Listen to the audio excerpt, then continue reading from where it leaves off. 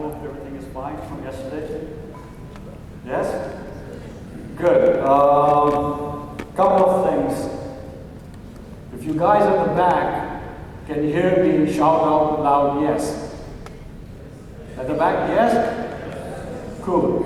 If my voice goes down, make some noise so I will increase my volume, okay? The other thing I want to say is I'm really, really excited to be back here. I was here last time. And would like to thank the MOI, the police, and the organizers to inviting me back over here. Appreciate it. Thank you very much. The other thing what I want to say is, thanks. I've changed the type. I'm going to talk about big data today in the form of structured and unstructured. I've changed the title slightly from what's in the brochure, but we're going to look at the limitations of data, structured data, which is numerical, and how do you overcome that limitation by analyzing unstructured. Okay? How many of you were here last year at my presentation? Show of hands. Okay? Two, all right, not many. Apologies to you, you have to sit through some of the introduction slides which you've already seen, okay? And the last thing is, I may ask you guys that are you with me? And if you are with me, then you got to shout, yes, Java. Are you with me? Yes. Cool, thank you. All right, let's move on. I'm associated with systematic innovation for the last 20 years. These are some of our clients worldwide in 40 countries. We've got more than now 250 patents under our own name. We have helped companies increase their revenue by $5 billion, savings of about $4 million. Basically what we do is we provide solution, consultancy and training in the 21st century new science of systematic innovation. So that's what we do. And we are the architect of that whole system. Now, systematic innovation is based on the analysis of 3 million patents and knowledge, breakthrough knowledge from all other fields. It says over here, science, business, creativity and all that.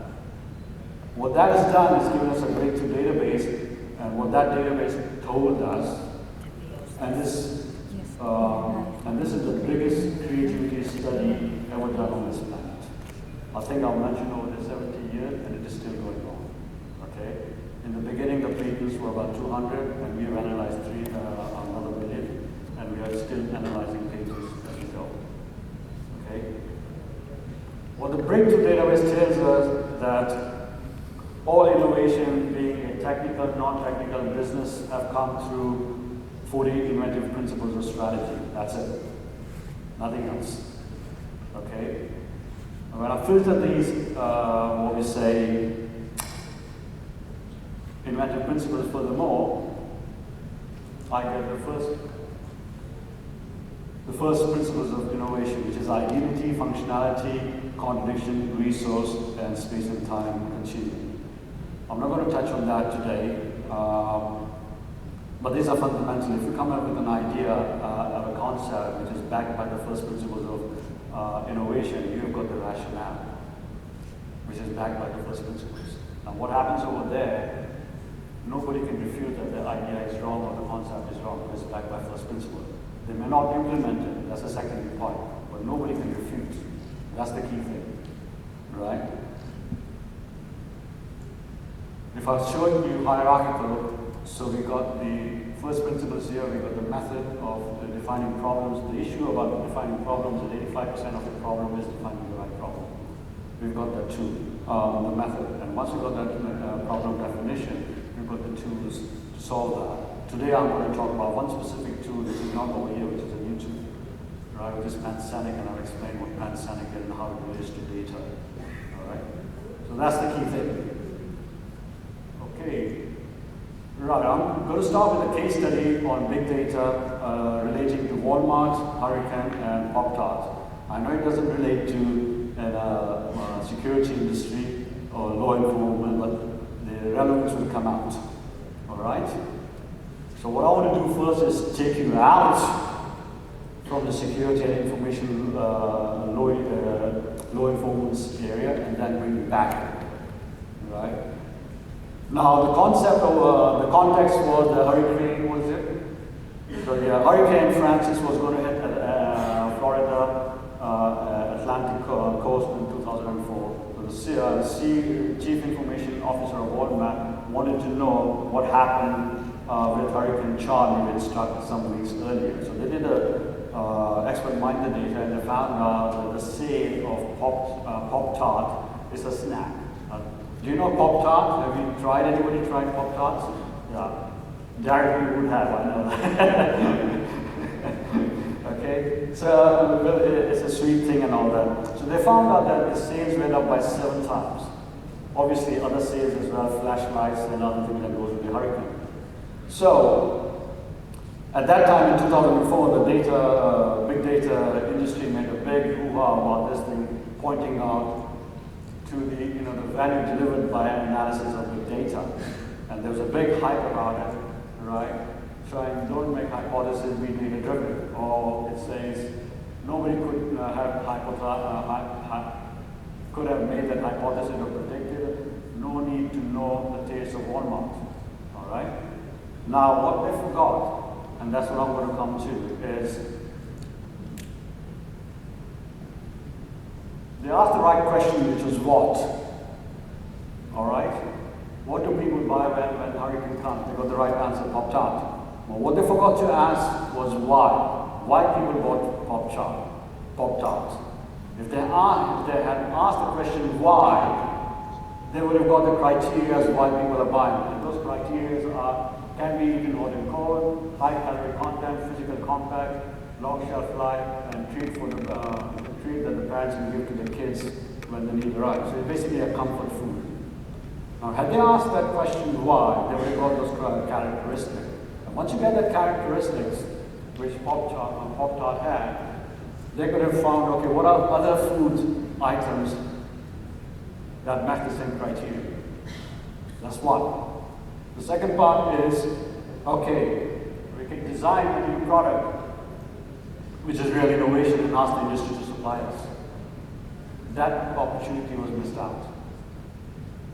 The reason for that is, when you have data, it allows you the capability to predict the future based on past data. When you don't have the past data, like in this case, you can't.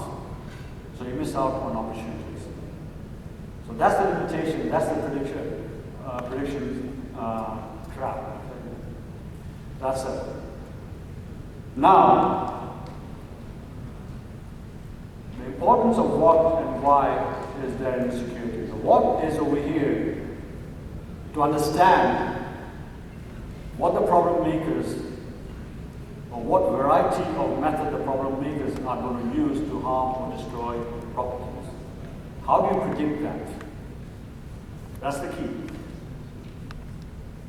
Today I will not have the time to discuss the what in detail, but if anybody is interested, after the talk I can show you the slides, how do you, through systematic innovation, can predict what the problem makers are going to do next, right? So today I'm going to concentrate on the why. And the question of why they do it. I think that the security industry, they must be answering that, but not to the depth of level that it may come up over here. So I'm going to concentrate on the why over here. Is everybody with me now? Yes?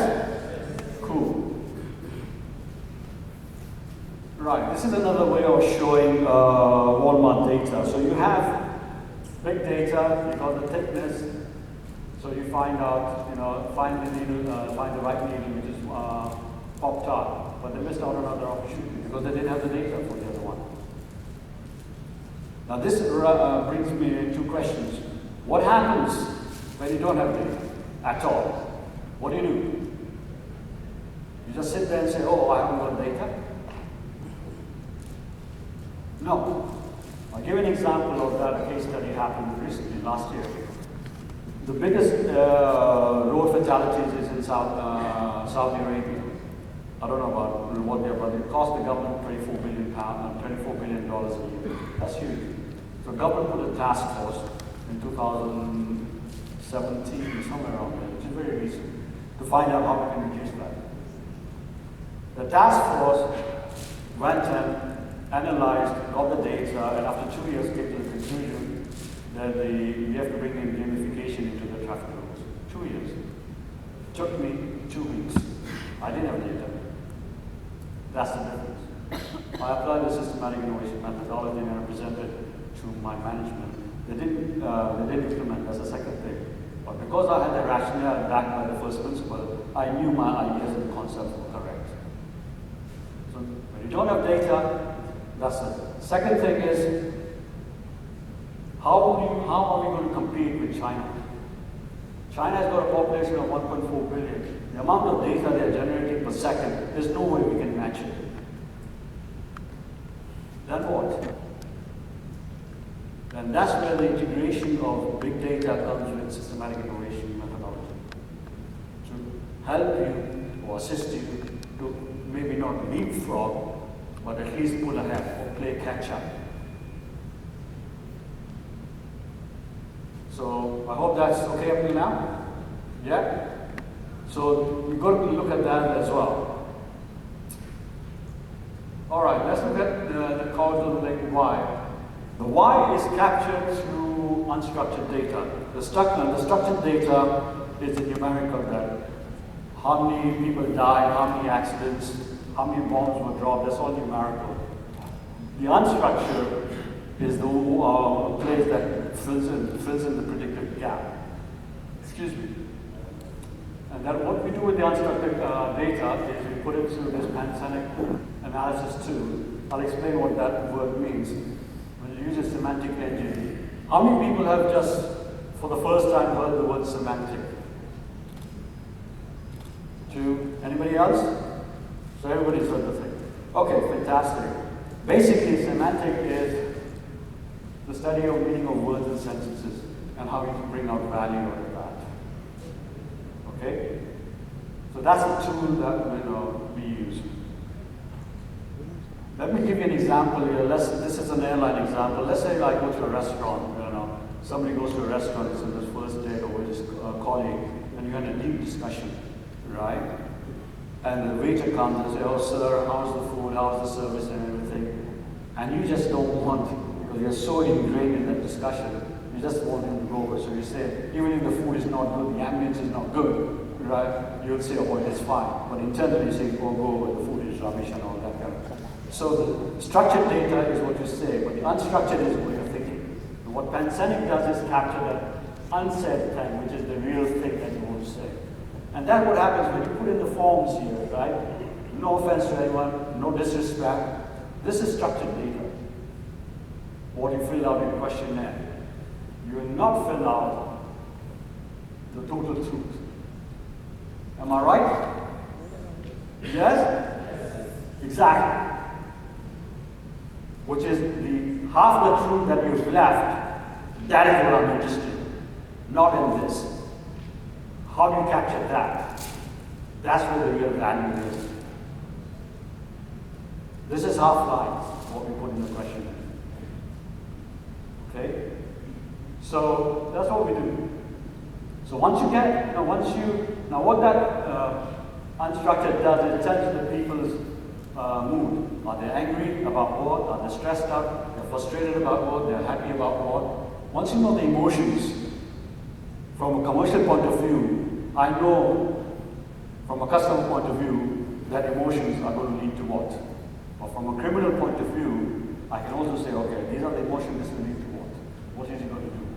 So you can say, you can understand the voice of the customer, and you can also understand the voice of the criminal through this method. It's the same thing.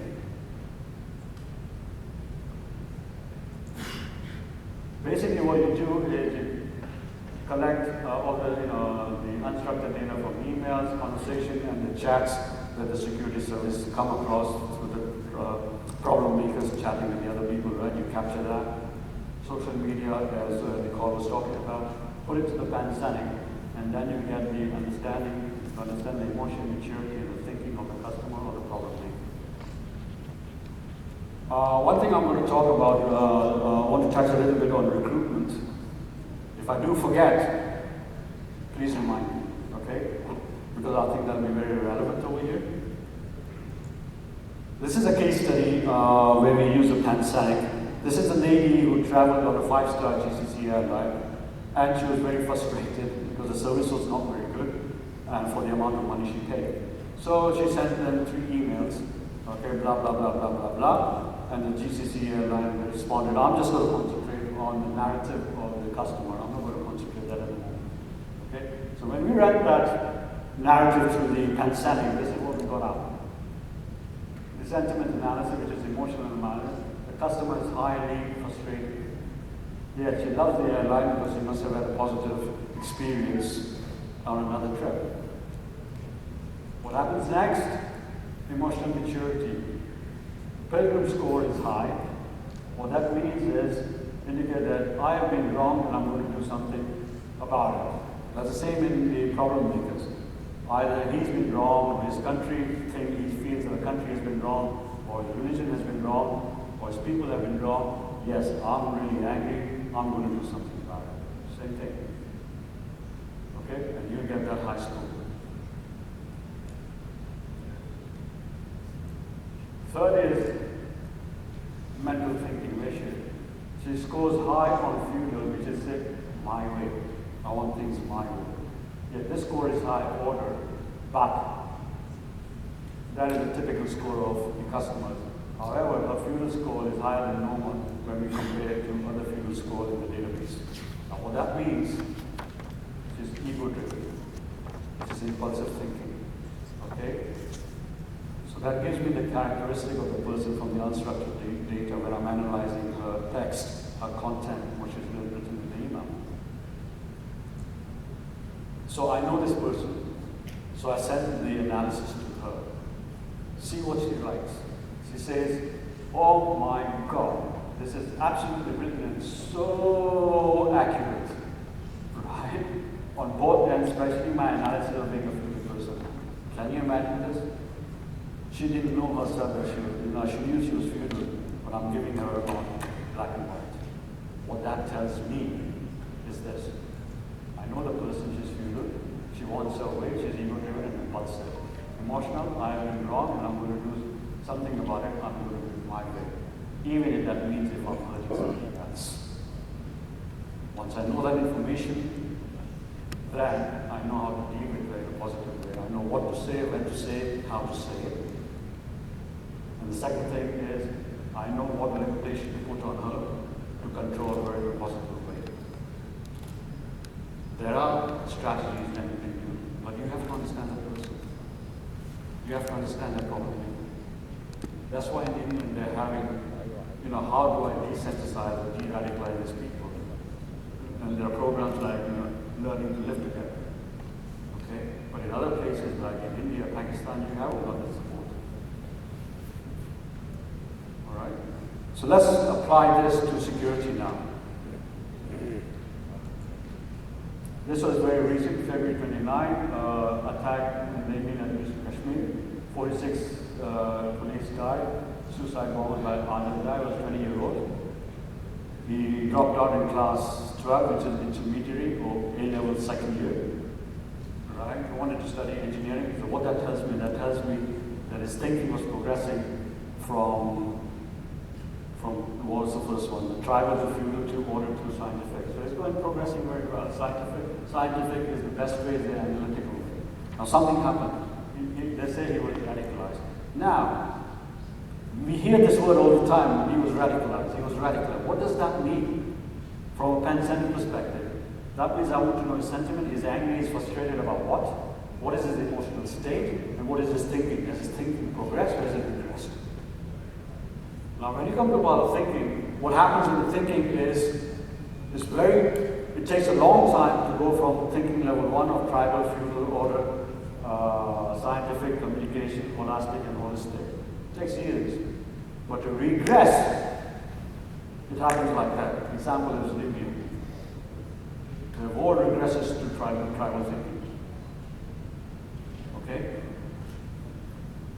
So, now, that's the narrative I picked up from the newspaper, right? What was written about him on the internet.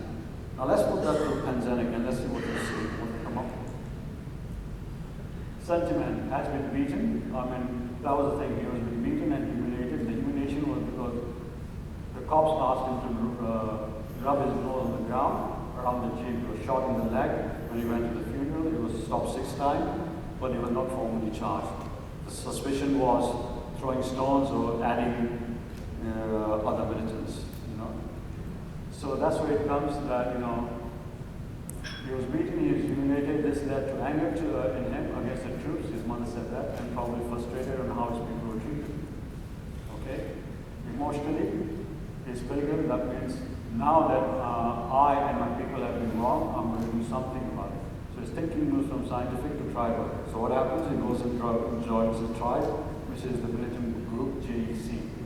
And that's the outcome. So once I understand, now the disconnect over here happened here and here. Because what happened, parents reported to the cops that he is missing. The cops stopped searching for him when they found on social media that he's holding AK-47. Now, I did a cross-check in this one, and what I found, the police said everything over here, but they never said that the cops forced him to rub the nose on the ground. Now, let's say if this law enforcement takes on the PanSencis, that means the process in the front end has to change. That means whatever the soldiers do, or the police do, has to be noted down, right? So we got the full picture, we got the full data. Once I have that, that's been done. The parents have said he's missing an AK-47, right? He's there, he's become militant. I know that this guy is going to do something. Now I got the PanSencis, I'm much more, my probability is much higher. He would be on my radar 24/7. Okay? There's one more point which will come later, that, you know, when will I put him on red alert? Now what happens over there is, okay, so that's that. This is another, so what he's done is he's weaponized himself mentally. Sentiments-wise, emotion-wise, and thinking-wise, which is intangible. Before he went into the tangible guns and bombs. This is what we are not capturing. I believe.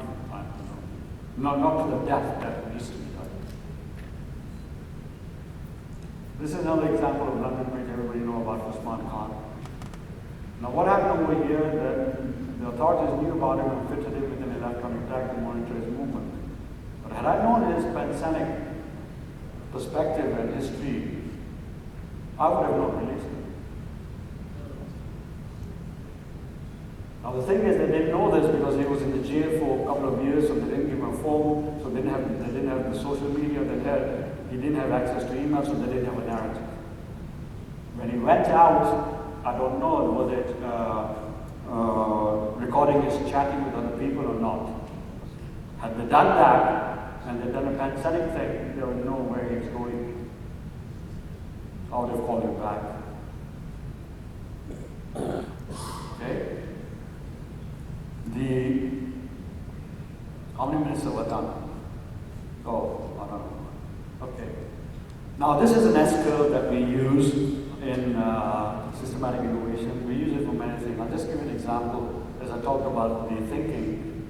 It takes years. So that's your first S-curve, which is your tribal thinking, your feudal thinking, your order thinking, your scientific thinking, your communication thinking. It takes time. And when you want to go down, you can go there in one day. This takes years. So Adil was already here at number 5, 1, 2, 3, 4, 5, which was scientific. But things happened to him, he went straight down the track.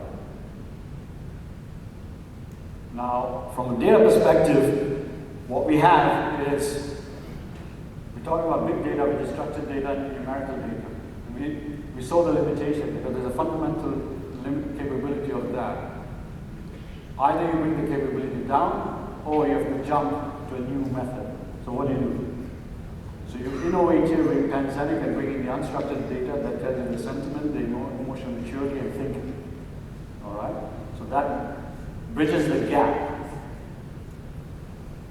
What happens then you bring in thinking style, which is spiral dynamic, that gives you a deep dive into thinking, tribal feudal and all that. What's the next thing? Is generation cycles, not generation analysis, which is generation X, Y, millennium, or baby boomers. No, this is one step below, it's at a more molecular level. Now let me give you an example over here. This is where the red alert comes in. Now this is the cycle, this is an example of UK and USA. This is based on 46 years of research. Now this is how the cycle of generation happens. So for example, if the person is a hero, that means his father was brought up as a nomad. So once I know that, so I understand the history of his father, I understand the history of his grandfather. His grandfather was a prophet and his great-great-grandfather was artistic. So I'm really understanding, for where this guy's coming. Now the hero, what a hero is brought up by his parents with a narrative that, look, son or daughter, you can achieve anything in life. And the symbol of that thing, you must have seen people over here with tattoos, right? That is the symbol of hero. They've been brought up to say, you can achieve anything in this world. Now take that example in a problem maker. I know his PanSencis thing, I know his thinking. Now I know he's a hero which has been brought up by a nomad dad saying, guy, you can do anything in the world. Now if he's radicalized, and if he's a hero, and he says, I've been wrong and I'm going to do something, you bet he's going to do something. Because he's been brought up like that, look, you can achieve anything. That's my red alert for that person. Okay? Because I know he's going to do, he's been brought up like that. So, you understand the people to that level. And while the recruitment I was talking to you about, good, I remember that. Two things over here. Now, when it comes to recruiting people, who are you going to recruit? Let's say there is a person who is really into dark web and into the normal web. A person who is into hacking, and then he comes back into ethical hacking. The guys who's gone into hacking knows both sides of the coin. He's done hacking, normal hacking, and ethical hacking, right? He's really intelligent, right? And he's really creative. So who are you going to bring into the security force? Somebody who's just done, normal hacking, or somebody who's also done unethical hacking? That's number one. No? And that's the question in America. The guy was the best counterfeiter. The FBI have recruited him because he's the world's best. He's really creative and he knows, he can pick up. So now when you bring that kind of a person, the question occurs, you've got to keep in mind, he's really intelligent and he's very creative. What questions are you going to ask him? How are you going to ask those questions? Who is going to ask him those questions? Has he got the same amount of knowledge or more than that? That's one aspect. The second aspect is, I want to put a question to you guys in the security thing. Who would you like to work next to you? A person you trust? Who can look after your back? Yes? Or somebody who can really perform really well? Who would you choose as the first priority?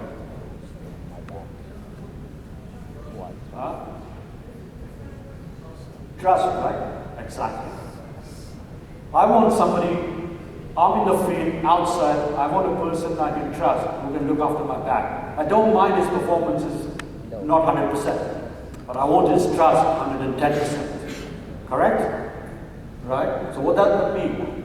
I want that person I trust, I want him a team player, I want his thinking matured, where the thinking is at a win-win level. So he's not just looking after him, he's looking after his colleague. Where do you find that kind of information? That information you find from PanSencis. Okay? Now, when I get the CVs of the security people, the first thing I'm going to look at in that CV, I know everybody now, even in the commercial and all that, they scan the social data. about this person. I would scan them, take the narrative, put it into PanSencis, and come out of it. This guy's trustable, he's a win-win guy in thinking, and he's a team player. It's given that he'll have the capability and skill. But there's another person who hasn't got this thing, I'm not even going to look at that guy. That's for me is more important. Skills and ability and capability can be taught. But the emotional and the thinking of win-win takes 20 years to get there. That cannot be done in certification courses or 2-year courses or 3-year courses or whatever, or even a 5-year PhD. For me, that is secondary. So you see where I'm coming from? Okay? And I think that's my last slide. Oh yeah, sorry. Now, to me, this is, we call this big data. I call this whole thing the big data. All right? That's the holistic view. Structured and unstructured, and beyond that. And the final thing is going to be human hacking. Right? Where you'll be able to read the thought. Yes, hacking computers. Now, if I think that I want to contract my muscle, I can add a sensor here and there, and I think, and your muscle will contract. We can do that now. It's only time when we are to read the thoughts. And I think that gentleman spoke about the Tom Cruise movie about predicting crimes. That is not fun. When we talk about predictive analytics, to me, that's that. To me, this whole thing is called predictive technology. Data-driven weapons. The guy has already weaponized himself mentally. Okay? I need to understand that his mental weaponization through this method.